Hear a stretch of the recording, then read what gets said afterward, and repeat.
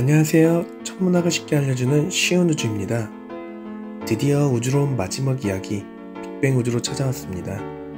아직 1, 2편을 보지 않으신 분들은 시청 후 3편을 보셨으면 합니다.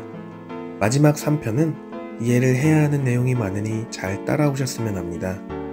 중력의 발견으로 지동설을 완전히 자리 잡게 한 뉴턴은 더 먼 우주를 생각합니다. 하지만 자신이 발견한 중력을 전 우주로 생각했더니 끔찍한 결말이 나온 것이었죠. 그 결말은 우주는 결국 천체가 가진 중력으로 서로가 가까워지다 충돌하고 종말을 맞게 되는 것이었습니다. 아주 먼 미래라 할지라도 우주가 끝날 수는 없다 생각한 뉴턴은 정적 우주를 주장하게 됩니다. 뉴턴의 정적 우주는 끝없는 우주 공간에서의 중력은 모든 방향에 동일하게 작용하고 있는 우주로 우주는 정적이고 항상 똑같다는 우주입니다. 즉, 나를 기준으로 잡아당기는 힘이 상하 좌우 모두 동일해 나는 어떠한 한 곳으로 끌려가지 않고 그 자리에 있을 수 있다는 것이죠.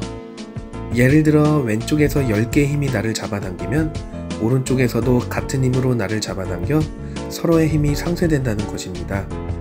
뉴턴은 자신의 우주가 어설프다는 것을 스스로가 느끼긴 했으나 마땅한 대안이 없었답니다. 하지만 이런 정적 우주는 뉴턴이 죽은 1727년을 지나 1900년대까지 오게 됩니다.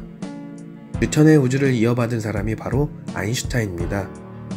아인슈타인은 상대성 이론으로 중력을 완성시킨 최고의 과학자이죠. 하지만 아인슈타인도 실수를 하는 사람이었습니다. 바로 정적 우주를 주장하고 믿었기 때문이죠. 물론 뉴턴의 정적 우주와는 조금 차이가 있답니다. 모든 곳에서 중력이 동일하게 작용해 우주가 멈춰있다는 뉴턴의 정적 우주와는 달리 아인슈타인은 무언가의 힘으로 서로의 움직임을 억제하고 있다고 한 것입니다. 이 힘을 우주상수라 하죠. 아인슈타인은 자신이 발견한 상대성 이론을 이용해 우주가 팽창하거나 수축해야 하는 결과를 얻게 됩니다. 결과대로면 우주는 시작과 끝이 있게 되는 것이죠. 당시 우주는 무한하고 변치 않는다고 생각했던 아인슈타인은 자신의 이론을 무시하고 우주상수를 만든 것이죠. 반면 러시아의 프리드만은 아인슈타인의 이론을 그대로 이용하여 우주는 팽창하고 있다는 팽창우주를 주장합니다. 아인슈타인과 프리드만은 같은 공식을 이용해 서로 다른 주장을 한 것이죠. 재미있는 것은 프리드만은 아인슈타인의 이론을 그대로 따랐지만 정작 아인슈타인은 본인의 이론을 따르지 않았다는 것이죠. 정적 우주와 팽창 우주의 대립은 1929년 허블에 의해 끝나게 됩니다.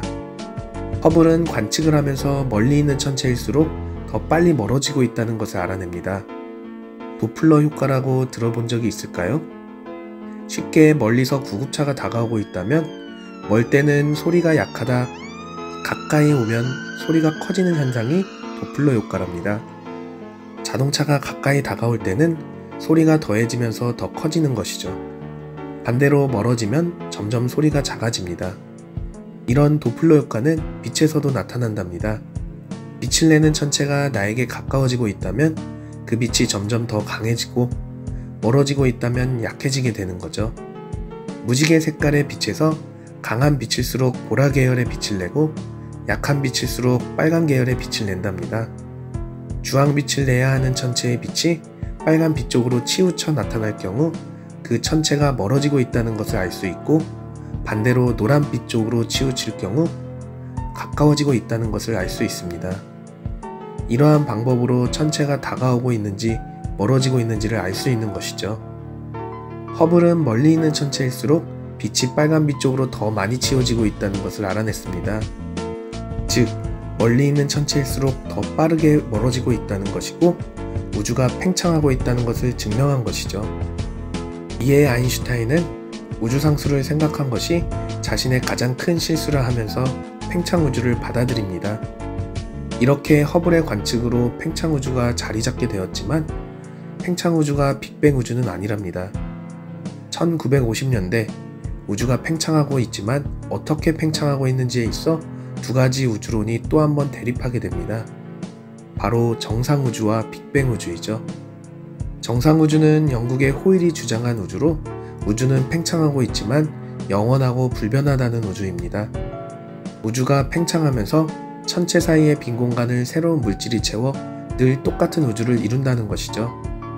반면 빅뱅 우주는 벨기에의 르메트르가 주장한 우주로 새로운 물질 없이 커져나간다는 이론입니다. 따라서 과거에는 더 작았을 것이며 처음에는 작은 점에서 시작했다는 이론이죠. 두 우주의 대립은 1964년 빅뱅 우주의 증거가 나오면서 끝이 나게 됩니다. 미국의 펜지어스와 윌슨이 우주 배경 복사를 발견한 것이죠.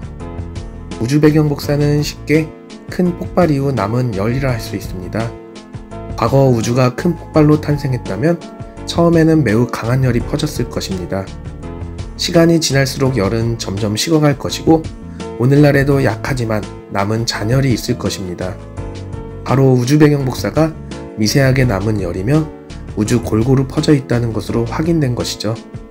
정상우주의 주장으로면 우주는 처음부터 있었기에 우주 배경 복사가 있어서는 안 되는 것이었죠. 우주 배경 복사의 발견으로 현재 우리는 빅뱅 우주를 따르게 된 것입니다. 과거처럼 시간이 지나면 우리의 우주가 또 바뀔 수도 있습니다. 그래서 과거의 사람들이 생각이 짧거나 어리석다 할 수는 없죠. 천동설이든 정적 우주든 우주에 대한 다양한 생각을 하며 지금까지 우주를 바꿔온 사람들이 대단하다 느껴지는 시간이었으면 합니다. 긴 이야기를 함께 해주셔서 감사합니다. 지금까지 쉬운 우주였습니다. 감사합니다.